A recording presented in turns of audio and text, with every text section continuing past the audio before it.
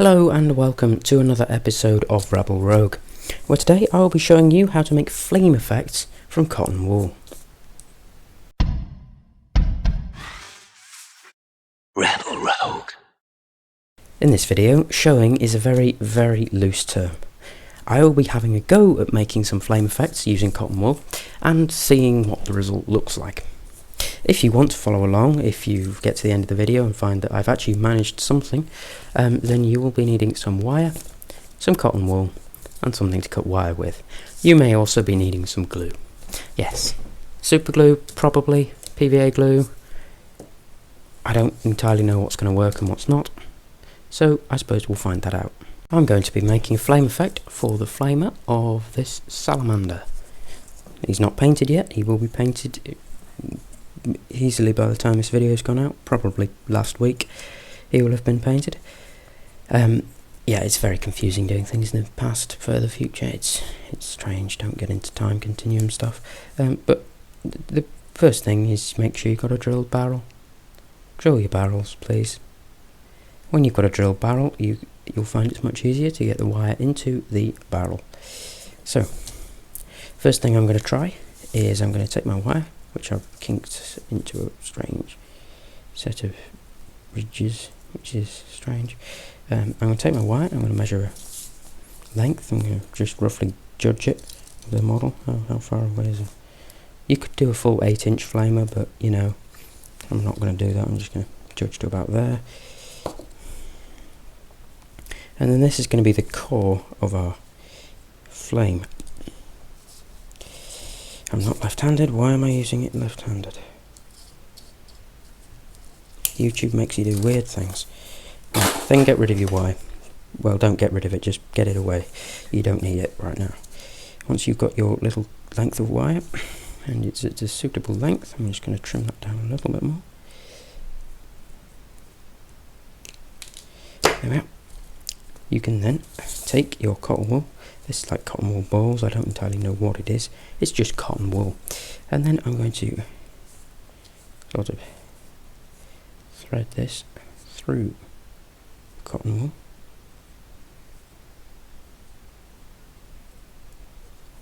Just to give it a bit of stability around the core. Probably want to make it thinner at one end than the other.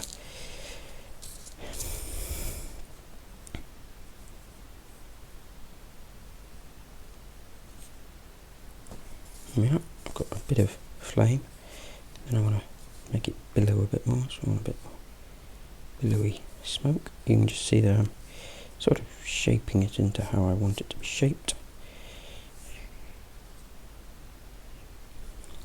I think that's quite good. I quite like that.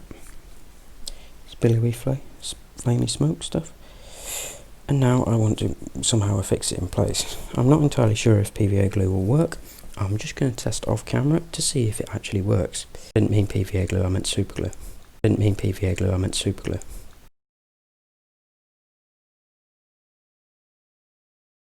Having completed that step of airbrushing it black, I'm now going to proceed by airbrushing it grey. If you do not have access to an airbrush, then you can very easily use spray primers for this. You could spray it black, then spray it grey, quite carefully, so you might want to make a little funnel sort of thing. I don't know. There's probably a way, spraying it black and then dry brushing perhaps. If future steps of this video will not be really involving many airbrush techniques. This is more, there'll be more brush work, this is just to speed up the process.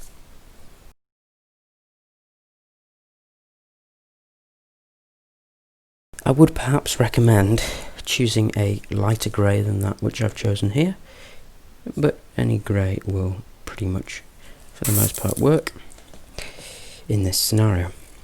The next stages we'll be using a brush, probably, most likely. Anyway, I'll see you for the next step. The next part that we want to do on our, on our flame effect is an orange or a yellow at the bottom. I'm going to be using bright orange from Vallejo, and I'm going to take a relatively worn out dry brush to do this. Not really going to be dry brushing, but a sort of dry brush is the sort of thing we're looking to do. Take some paint, rub a little bit off, and just sort of paint it on the bottom of the flames. I'm quite aware that you probably shouldn't follow this tutorial, but yeah, it's a bit, you know, dodgy. If you've got an airbrush, and some airbrush orange, I would recommend using that instead. This has become a bit of a mess, but you know, if you really want to make it look pretty, you can spend hours and hours. I'm just doing this to show you the basic techniques that I would use to go about making one of these. And then, yeah.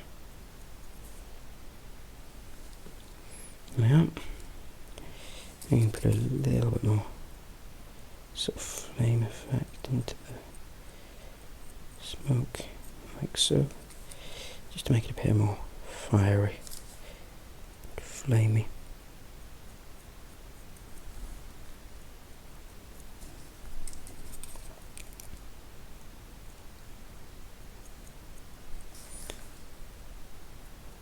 Yeah,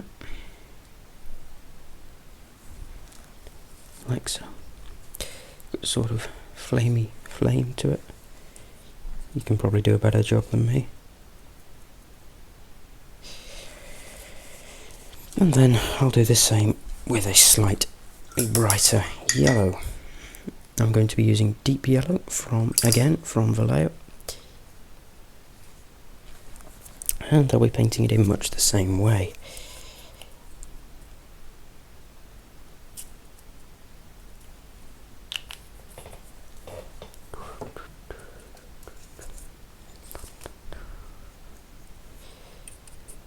If you leave it, if it's slightly wet, it doesn't really matter, because it will blend together nicely.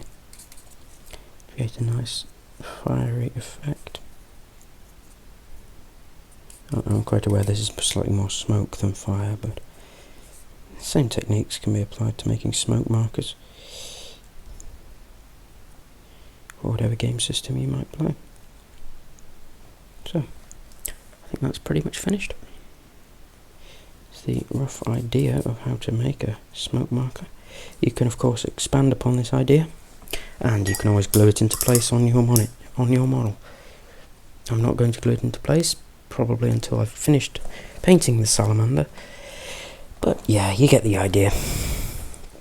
So if you've enjoyed this video, feel free to leave a like down below, comment if you've got anything to say about this, or if you've made this yourself. If you want to connect with us on Instagram or Facebook, the links will be in the description. And most of all, thank you for watching, and I'll see you for the next video.